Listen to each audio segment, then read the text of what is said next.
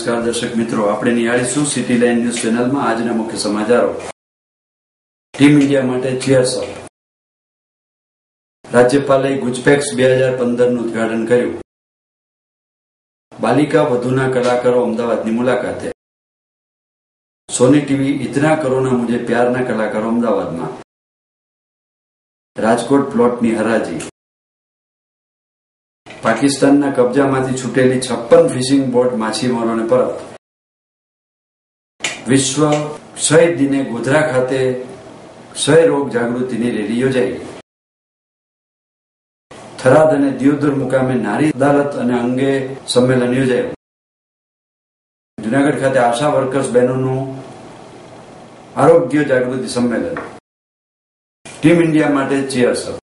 Cricket વિશ્વકપ હવે અંતિમ તબક્કામાં આવી પહોંચ્યો છે, ત્યારે આવતીકાલે રમાનારી સેમીફાઇનલ મેચમાં ભારતનો મુકાબલો ઓસ્ટ્રેલિયા સાથે થવાનો છે, જેમાં ભારત ઝળહળતી વિજય મેળવી ફાઇનલમાં પણ પ્રવેશ કરી અને વિશ્વકપ લઈને આવે તે માટે રાજકોટ શહેરના ક્રિકેટ રસિયા બાળકો અને યુવાનો દ્વારા ચીયર્સઅપ કરવામાં આવ્યું હતું. અને ટીમ ઇન્ડિયાનું અત્યારનું પરફોર્મ જોતા ટીમ ઇન્ડિયા વિશ્વકપ જીતીને જ આવશે તેવો વિશ્વાસ વ્યક્ત કર્યો હતો. ક્રિકેટ વિશ્વકપ શરૂ થયો ત્યારથી અત્યાર સુધીમાં ભારતીય ટીમના 7 મેચો યોજાયા છે. આ 7 મેચોમાં ભારતીય ટીમ દ્વારા ખૂબ જ સારું પરફોર્મન્સ આપવામાં આવ્યું છે અને તમામ મેચોમાં સામેની ટીમના ખેલાડીઓને ધૂળ ચાટતા કરી દીધા છે. અને મહત્વની બાબત તો એ છે કે 7 મેચો જીતીને હરીફ ટીમની 10-10 વિકેટો ઝડપી લીધી છે. ત્યારે આવતીકાલની મેચમાં ઓસ્ટ્રેલિયા સામેની મેચમાં પણ ભારત ટીમ વિજેતા બને અને વિશ્વકપ ફાઇનલમાં પ્રવેશ મેળવીને વિશ્વકપ વિજેતા બનીને આવે તે માટે રાજકોટના ક્રિકેટ રસિયા બાળકો અને યુવાનો દ્વારા ચીયર્સઅપ કરવામાં આવ્યું હતું. ક્રિકેટ એકેડેમીમાં ક્રિકેટ શીખવા આવતા બાળકો દ્વારા ટીમ ઇન્ડિયા વિના થશે તેવો વિશ્વાસ વ્યક્ત કર્યો હતો. લગીન ઇન્ડિયા જીત્યું છે તો સેમીફાઇનલમાં પહોંચ્યું છે, તો સેમીફાઇનલ પણ જીતે એવી જ મારી પ્રાર્થના છે અને ફાઇનલમાં પણ જીતી જાય, વર્લ્ડ કપ લઈને આવે. ઇન્ડિયાની ટીમ અત્યારે ફાઇટિંગ સ્પિરિટ, ટીમ સ્પિરિટથી જે ખેલી રહી છે, જે જુસ્સો છે, જોમ છે, 70 વિકેટ લઈ ચૂકેલી અને દરેક ટીમને ઓલ આઉટ કરી ચૂકેલી આ ઇન્ડિયાની ટીમ. અને એની બેટિંગ લાઇન છે, 6 બેટિંગ લાઇન છે અને એની બેટિંગ, એની ફિલ્ડિંગ, એની બોલિંગ જોતા ઇન્ડિયા માટે કોઈ બે મત નથી. ઇન્ડિયા માટે વિશ્વાસ છે કે ઇન્ડિયા વર્લ્ડ કપ લઈને આવશે. ઇન્ડિયાની સામે વર્લ્ડની કોઈ પણ ટીમ હોય, ઇન્ડિયા વર્લ્ડ કપ જીતીને જ આવશે એવો દ્રઢપૂર્વક વિશ્વાસ છે. રાજ્યપાલે ગુજપેક્સ 2015નું ઉદઘાટન કર્યું. ગુજરાતના માનનીય રાજ્યપાલ શ્રી OP કોહલીએ આજે સવારે શાહીબાગ ખાતે આવેલા સરદાર પટેલ સ્મારકમાં ગુજપેક્સ 2015નું ઉદઘાટન કર્યું હતું.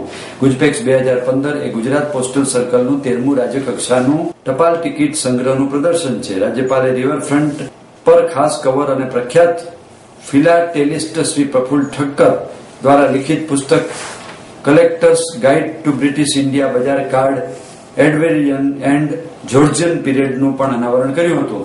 માનનીય રાજ્યપાલે પોતાના ઉદઘાટન સંબોધનમાં કહ્યું કે આપણી પાસે કેટલાક ફિલાટેલિસ્ટ છે તેનું મહત્વ નથી, પરંતુ ફિલાટેલીનું મહત્વ છે. તેમણે ઉમેર્યું કે આજની યુવા પેઢી ઇતિહાસથી વેગળી થઈ રહી છે, ત્યારે તમને ઇતિહાસનું જ્ઞાન આપવા અને ભારતના સાંસ્કૃતિક વારસાનું મહત્વ સમજાવવા માટે ફિલાટેલી ઉત્તમ માધ્યમ બની શકે છે. તેમણે ઉદાહરણ પૂરું પાડતા કહ્યું કે જો વિદ્યાર્થી ગાંધીજીની દાંડી યાત્રાનું ચિત્ર ટિકિટ પર જુએ તો તેમના જિજ્ઞાસા કહેવાય તે વિરોધનું પણ આવું જ કોઈ માધ્યમ હોય. આથી રાજ્યપાલે સમારંભમાં ઉપસ્થિત અમદાવાદ મ્યુનિસિપલ સ્કૂલ બોર્ડના ચેરમેનને સલાહ આપી કે ટપાલ ટિકિટ સંગ્રહ અંગેનો લેખ શાળાના અભ્યાસક્રમમાં ઉમેરી શકાય. રાજ્યપાલે ટપાલ ટિકિટ સંગ્રહનું પ્રદર્શન ગુજપેક્સ 2015નું આયોજન કરવા બદલ ટપાલ વિભાગને અભિનંદન આપ્યા હતા. ગુજરાત સર્કલના chief post master general brigadier Sanjeev થાપરે પોતાના સંબોધનમાં કહ્યું કે ટપાલ ટિકિટ સંગ્રહનો શોખ અદભુત છે. તે અમને આનંદ આપે છે, માહિતી આપે છે, શિક્ષણ આપે છે. તેમણે એકઠા થયેલા લોકોને વિનંતી કરી કે તેઓ વધુને વધુ લોકોને આ પ્રદર્શન જોવા માટે લાવે. ગુજપેક્સ 2015 24 માર્ચથી 27 માર્ચ સુધી ચાલવાનું છે. સમારંભમાં અમદાવાદના મેયર મીનાક્ષીબેન પટેલ, સાંસદ સભ્ય શ્રી કિરીટ સોલંકી અને અમદાવાદ મ્યુનિસિપલ સ્કૂલ બોર્ડના ચેરમેન ડોક્ટર જગદીશ ભાવસાર પણ ઉપસ્થિત રહ્યા હતા. બાલિકા વધુના કલાકારો અમદાવાદની મુલાકાતે. કોઈ પણ માતા માટે પોતાનો ઉછેર પામી રહેલા બાળકને તમામ હાનિ અને જોખમથી બચાવવું તે એક સૌથી મોટો પડકાર હોય છે. પણ શું આનંદી આની સાથે ખરી ઉતરવામાં સફળ થશે? વિપરીતતાઓ આનંદની જીવનની નવી નથી, પણ આ વખતે વિધિની ક્રૂર વિડંબના પોતાનાથી દૂર રહેલી પોતાની દીકરી સાથે 11 વર્ષના અંતર પછી બાલિકા વધુમાં આનંદીની દીકરી નિંબોળી સાથે સ્ટેજ નવા યુગ સાથે ગોઠવાયેલું છે, જેનું બાળપણ વધુ હોવા છતાં ગુપ્ત રહેલ છે. પોતાની માતાનું હતું તેવું જ તેનું પણ ભાગ્ય પોતાના પતિ અને સાસરિયા સાથે દયનીય જીવન વ્યતીત કરી રહેલ 11 વર્ષની વયોની નિંબોળીનું વ્યક્તિત્વ છે, જે તેની આસપાસના દરેક હૈયાને મોહી લે છે. શો ભારતીય ટેલિવિઝન પર સૌથી ચાલનાર ડેઇલી ડ્રામા સિરીઝ હોવાથી આનંદી એટલે કે તોરલ રાજપુત્રા અને નિંબોળી એટલે કે ગ્રેસી ગોસ્વામી બંને ગત 7 વર્ષોથી તેમની સાથે જોડાઈ રહેલા પોતાના દર્શકોનું પ્રેમ સંપાદન કરવા ગુજરાતની મુલાકાતે હતા. બાલિકા વધુ હવે આનંદીની દીકરી નંદિની, જે હવે પોતાની માતાથી અજાણી છે, જેનું અપહરણ કરી લેવામાં આવ્યું હતું અને શિશુ અવસ્થામાં જે થાળી વિવાહનો ભોગ બની હતી તેનું પગેરું કાઢે છે. એકલી માતા અને વિધવા આનંદીનું હૈયું પોતાની ખોવાયેલી દીકરી રડ્યા કરે છે. પોતાની દીકરીને શોધતા રહેવા સાથે તેણે સામાજિક કાર્યકર્તા તરીકે પોતાનું જીવન સ્થાપિત કરેલ છે. આનંદી જ્યાં પોતાની દીકરીની સલામતી માટે પ્રાર્થના કર્યા કરે છે, ત્યાં જ ખુશ થવામાં બહુ આકરા એવા નંદીની સાસરિયા એ તેનું નામ લીમડાના ફળ જેવી કડવી તરીકે નિંબોળી રાખી દીધું છે. નિંબોળીનું એક સમણું છે સ્વતંત્ર થવું અને પોતાનું જીવન પોતાની રીતે માણવું, પણ તેના સમણા તેના અસંવેદનશીલ સાસરિયા અને પતિ દ્વારા કચડી દેવામાં આવે છે. એવી ગૃહસ્થિમાં ઉછેર પામી રહેલ જ્યાં લિંગ ભેદ પ્રવર્તે છે અને અસમાનતા જીવનની રીત છે. નિંબોળી મંગળાદેવી એટલે કે રાજેશ્વરી સચદેવમાં મિત્રતા પામે છે. તેણીના માર્ગમાં આવનાર દરેક મુશ્કેલીમાં પથપ્રદર્શ ટેકેદાર છે. નવા યુગ પર ટિપ્પણી કરતા કલર્સના પ્રોગ્રામિંગ હેડ મનીષા શર્માએ કહ્યું કે વિક્રમ સર્જક એપિસોડ સુધી દર્શકોનું મનોરંજન કર્યા પછી બાલિકા વધુ હવે આનંદી અને તેણીના બાળકોમાં જીવનનું એક નવકોર પ્રકરણ લાવવા સુસજ્જ છે. તીવ્ર વળાંકો દ્વારા આનંદીની મુસાફરીમાં આવી રહેલી અણધારી મુસાફરીએ અમારા દર્શક સમક્ષ દરરોજ અર્થપૂર્ણ સામગ્રી પીરસવા માટે અમને શક્ય બનાવ્યા છે. અમદાવાદની મુલાકાત દરમિયાન શોમાં નવા તબક્કા અંગે બોલતા તોરલ રાજપુત્રાએ ઉર્ફે આનંદી કહ્યું કે અમદાવાદમાં હોવાનું ઘણું કરીને ઘરમાં હોવા જેવું છે. મને આ શહેર, અહીંની જળહળાટ અને સૌથી વધુ તો હું જ્યારે અહીં આવું છું ત્યારે અહીંથી મળતી પ્રતિક્રિયાઓ મને ગમે છે. બાલિકા વધુની કહાની આગળ વધવા તૈયાર છે તો કલર્સે 11 વર્ષીય બરોડાની નિવાસી ગ્રેસી ગોસ્વામીને નાની નિંબોળીનું પાત્ર ભજવવા ઉતારી છે, જેનું જીવન અને સમણા તેનું શિશુ હતી ત્યારથી જ દબાવી દેવામાં આવેલ છે. આનંદની દીકરી તરીકે પગલા માંડતી ગ્રેસી ગોસ્વામી ઉર્ફે નિંબોળીએ કહ્યું, આજથી 1 વર્ષ પહેલાથી હું બાલિકા વધુ મારી માતાની સાથે જોતી આવી છું અને પોતાની આવી પરિસ્થિતિમાં પામતી નાની બાળકીઓ જોઈને હું આશ્ચર્ય પામું છું. નિંબોળી ઘણું ખરું મારા જેવી છે. પોતાના મગજમાં ઢગલાબંધ પ્રશ્નોને સાથેની તોફાની નાનકડી છોકરી. બાલિકા વધુ એક શિક્ષાપ્રદ શો છે જેમાં સમાજમાં ખોટું થઈ રહ્યું હોય તેના પર પ્રકાશ પાડે છે અને હું આનંદી જેવા પ્રેરણાત્મક પાત્રની દીકરીનું પાત્ર ભજવા બાબતે હું મારી જાતને ખુશનસીબ સમજુ છું. બાલિકા વધુ પર નિંબોળીની હૃદયસ્પર્શી કહાણી. અન્ય અને માહે નિંબોળીને પતિ કુંદન, તેણીની વિશ્વાસુ મંગળાદેવી, સસરા અખરોજ, સાસુ હરખી દેવી અને અખરોજની મોટી દીકરી નૈની અને શિવમ તેણીના દૂર રહેલા જોડિયા ભાઈ સાથે આગળ વધે છે. और मैं अपनी पूरी कोशिश करती हूँ कि मैं अपना 100% अपनी तरफ से जितना भी मुझे टाइम मिलता है इस प्रोफेशन में आके, तो मैं अपनी कोशिश करती हूँ कि मैं उतना टाइम अपने परिवार को दे पाऊँ और जो रिस्पॉन्सिबिलिटीज़ होती हैं एज अ बहू वो मैं निभा पाऊँ. बट मुझे लगता है कि इसका बेटर आंसर आपको मेरी फैमिली वाले देंगे कि उनकी एक्सपेक्टेशंस जो थी एक बहू से वो खरी उतरी है या नहीं. सोनी टीवीना इतना करो ना मुझे प्याરના કલાકારો અમદાવાદમાં. સોની એન્ટરટેનમેન્ટ ટેલિવિઝન પર અત્યંત ખ્યાતિ પ્રાપ્ત શો ઇતના કરો ના મુજે પ્યાર આરંભથી જ તેની રોમાંચક વાસ્તરેખા સાથે દર્શકોનું મનોરંજન કર્યું છે. આ શોમાં માનવી સંબંધોથી નાજુકતામાં ડોક્યું કરાયું છે. લગ્નમાં વિશ્વાસ કેળવવાનો પ્રયાસ કરાયો છે. નીલ અને રાગીણીના સંબંધો ભાવનાઓના ઉતાર ચઢાવમાં પસાર થતા હોય છે, છતાં અંતર્ગત પ્રેમ એકદમ સિદ્ધ છે. શોના પ્રતિભાશાળી કલાકારોમાં અશ્વિની કળસેકર ઉર્ફે પ્રેમ અને રોહન શાપ ઉર્ફે આગમે હાલમાં અમદાવાદના સુંદર શહેરની મુલાકાત લીધી હતી અને ચાહકો સાથે મન મૂકીને વાતો પણ કરી હતી. આ મુલાકાત વિશે બોલતા અશ્વિની કળસેકર કહે છે, અમદાવાદ સમૃદ્ધ સંસ્કૃતિ અને સ્વાદિષ્ટ વાનગીઓ માટે જ્ઞાત છે.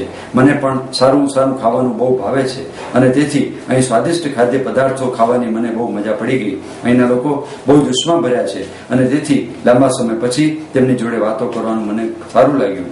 રોહન શાહ કહે છે, હું ગુજરાતી છું અને તેથી જ દેખીતી રીતે જ ઘરે આવ્યો હોઉં અને તેની લાગણી થઈ હોય. અમદાવાદીઓ બહુ સારા છે. તેમણે અમારી પર ભરપૂર પ્રેમ વરસાવ્યો અને અમને વિશેષ લાગણીઓ કરાવી. આથી જ અમદાવાદમાં ફરી આવવાનું મન થાય છે.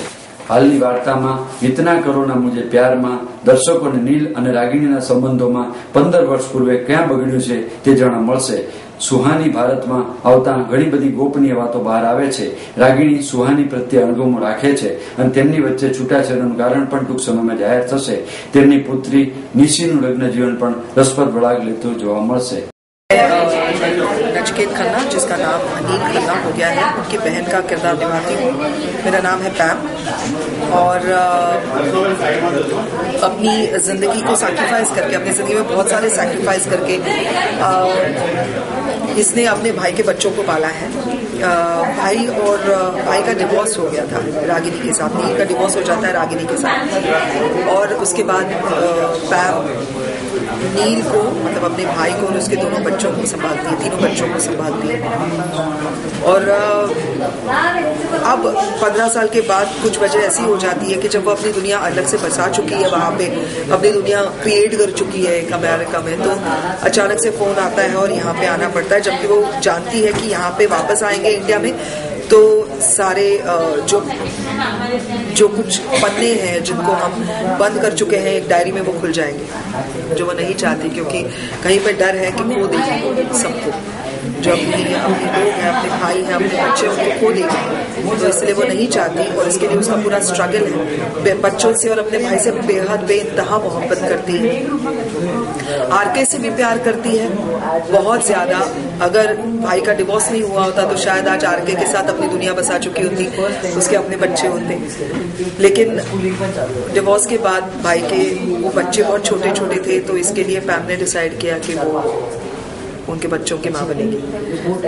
और इसी बात का स्ट्रगल चल रहा है पूरे शो में कि बस अपने भाई को और अपने बच्चों को किस तरह से अपने पास रखे और किसी और के पास ना जाने दे. तो ये एक जद्दोजहद है, ये दुविधा है, इसके लिए झगड़ती है, रोती है, बस ये है. राजकोट प्लॉटनी हराजी. राजकोट મહાનગરપાલિકા દ્વારા આર્થિક ઉપાર્જન માટે શહેરના મહત્વના 5 કિંમતી પ્લોટની હરાજી કરવાનો નિર્ણય કરવામાં આવ્યો હતો.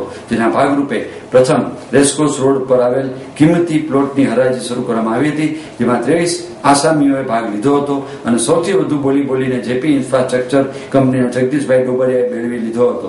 રાજકોટ મનપાના ઇતિહાસમાં સૌથી ઊંચા ભાવ એક વારના 2,03,00,000 રૂપિયા લેખે મનપાને 18 કરોડ 63 લાખ રૂપિયાની આવક થઈ હતી. રાજકોટ શહેરના રેસકોર્સ રિંગ રોડ પર આવેલા મનપાના 930 ચોરસ મીટર ખુલ્લા પ્લોટની આજે હરાજી કરવામાં આવી હતી, જેમાં 23 જેટલા આસામીએ ભાગ લીધો હતો. આ પ્લોટની અપસેટ પ્રાઇસ 1 લાખ રૂપિયા આપવામાં આવી હતી. 1 લાખથી શરૂ થયેલી આ બોલી 2,03,00,000 સુધી પહોંચી હતી અને અંતે જેપી ઇન્ફ્રાસ્ટ્રક્ચર કંપનીના જગદીશભાઈ ડોબરિયાએ 2,03,00,000 રૂપિયા ભાવ બોલી આ પ્લોટનો મેળવ્યો હતો. 930 ચોરસ મીટર આ પ્લોટની કુલ કિંમત 18 કરોડ 63,99,000 રૂપિયા થવા પામી હતી. મનપાના ઇતિહાસમાં પ્રથમ વખત સૌથી ઊંચા ભાવ મનપાને મળ્યા હતા અને પ્રથમ પ્લોટમાં જ કરોડો રૂપિયાની આવક મનપાને થઈ હતી. આજરોજ રાજકોટ શહેરના વોર્ડ નંબર 2 કે જે રેસકોર્સ રિંગ રોડ પર રાજકોટ મહાનગરપાલિકાનો પ્લોટ આવેલો છે, તેમની હરાજી રાખવામાં આવેલ 930 ચોરસ મીટરનો પ્લોટ હતો. એની અપસેટ પ્રાઇસ 1 લાખ રૂપિયા રાખવામાં આવેલ હતી. શરૂઆતની બોલી 1 લાખ રૂપિયાથી શરૂ કરવામાં આવેલ. હાઈએસ્ટ ભાવ રાજકોટ મહાનગરપાલિકાને 2,03,00,000 રૂપિયા પ્રાપ્ત થયેલ છે. કુલ રકમ 18 કરોડ 63,99,000 ની કિંમત ઉપજેલ છે.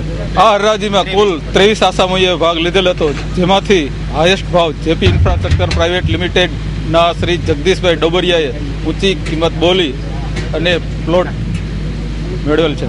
રાજકોટ મહાનગરપાલિકામાં પ્રતિ ચોરસ મીટરનો ભાવ અત્યાર સુધીના ઇતિહાસમાં ઊંચામાં ઊંચો ભાવ આવેલ છે.